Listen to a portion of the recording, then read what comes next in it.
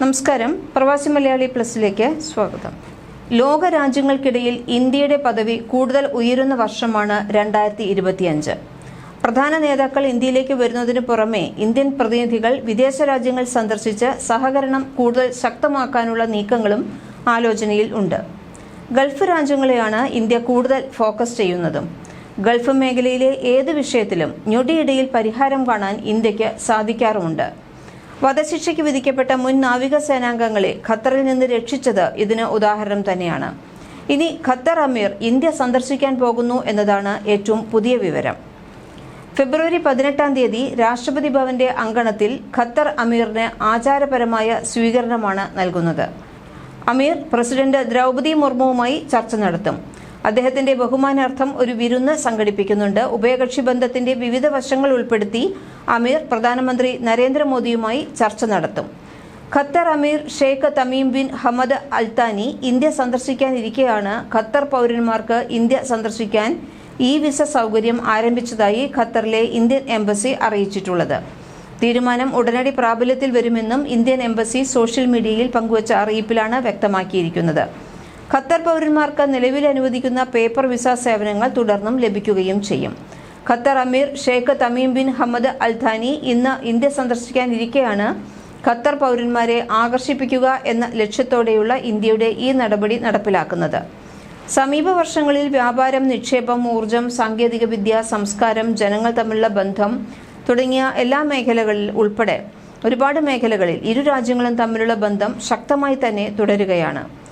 Visa സമ്പ്രദായം നിലവിൽ വരുന്നതോടെ വിനോദസഞ്ചാരത്തിനും ചികിത്സയ്ക്കും വ്യാപാര വാണിജ്യ ആവശ്യങ്ങൾക്കുമായി ഇന്ത്യ സന്ദർശിക്കുന്ന ഖത്തർ പൗരന്മാർക്ക് എളുപ്പത്തിലും കുറഞ്ഞ നടപടിക്രമങ്ങളിലൂടെയും ഇന്ത്യയിലെത്താൻ സാധിക്കും.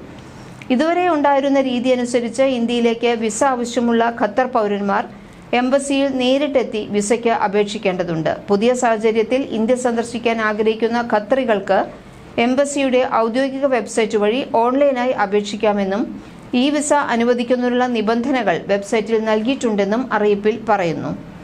ഇന്ത്യ സന്ദർശിക്കാൻ ഉദ്ദേശിക്കുന്ന ഖത്തർ പൗരന്മാർക്ക് ഔദ്യോഗിക വെബ്സൈറ്റ് വഴി അപേക്ഷിക്കാമെന്നും വിസ അനുവദിക്കുന്നതിനുള്ള നിബന്ധനകളും മറ്റ് വിശദാംശങ്ങളും ഔദ്യോഗിക വെബ്സൈറ്റിൽ നൽകിയിട്ടുണ്ടെന്നുമാണ് അറിയിപ്പിൽ പറയുന്നത്.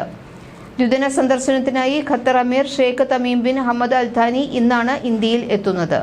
ഊർജം ഉൾപ്പെടെ വിവിധ മേഖലകളിൽ ഇരു രാജ്യങ്ങളും തമ്മിലുള്ള ബന്ധം ശക്തമാക്കുന്നതിന്റെ ഭാഗമായിട്ടാണ് സന്ദർശനം.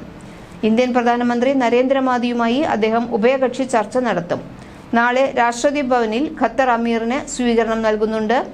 ദ്രൗപദി മുർമു അദ്ദേഹത്തോടുള്ള ബഹുമാനാർത്ഥം അമീറിന് വിരുന്ന് സംഘടിപ്പിക്കുന്നുമുണ്ട്. മന്ത്രിമാരും മുതിർന്ന ഉദ്യോഗസ്ഥരും ബിസിനസ് പ്രതിനിധികളും ഉൾപ്പെടെയുള്ള ഉന്നതതല പ്രതിനിധി സംഘവും അദ്ദേഹത്തെ അനുഗമിക്കും.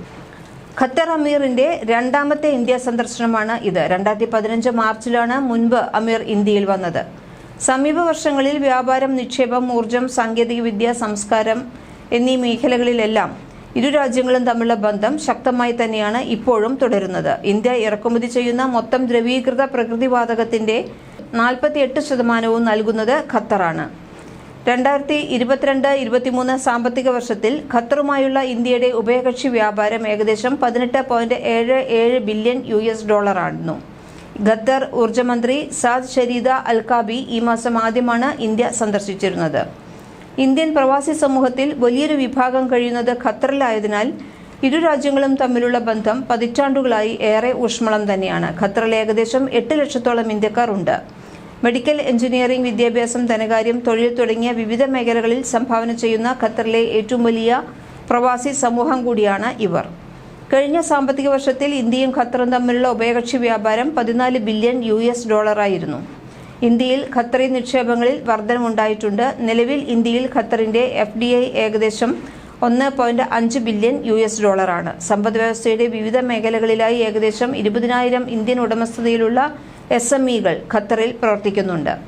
ഇന്ത്യ ഖത്തർ ജോയിന്റ് ബിസിനസ് കൗൺസിലിൽ ഓരോ രാജ്യത്തു നിന്നും 19 പ്രമുഖ വ്യവസായികളുമുണ്ട്.